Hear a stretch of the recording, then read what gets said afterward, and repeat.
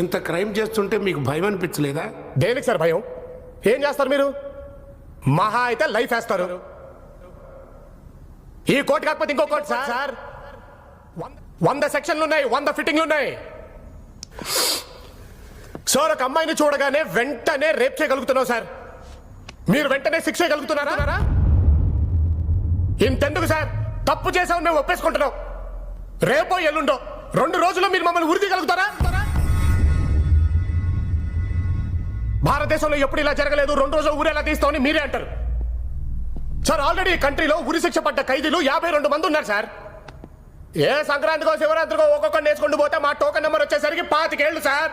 ఈ లోపు ఎంతమంది సంధ్యాలు, ఎంతమంది దీప్తులు సార్. సార్ అందుకే సార్ ఈ దేశం అంటే అంత ఇష్టం నాకు. ఈ కంట్రీలో ఉండే ఫ్రీడమ్ ఏ కంట్రీలో ఉంటే చెప్పండి. మేరా భారత్ మహాన్. I am proud to be an Indian. Sir వీళ్ళందరి ముందు నేను తప్పు చేశానని నిజం చెప్పే దమ్ము నాకుందే. తెల్లారేసరికల్లా మమ్మల్ని ఉరి తీసే దమ్ము మీకుందా?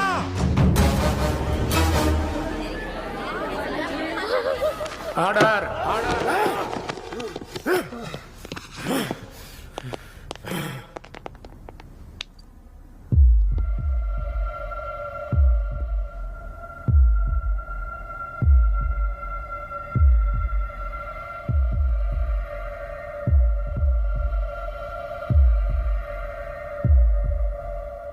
భారత రాజ్యాంగం పట్ల కానీ, దేశం పట్ల కానీ, స్త్రీల పట్ల కానీ ఏమాత్రం గౌరవం లేని ఈ 5గురికి ఇంకొక క్షణం కూడా బతికే అర్హత లేదు. 24 గంటలు మించకుండా వీళ్ళని ఉరి తీయవలసిందిగా ఆదేశిస్తున్నాను.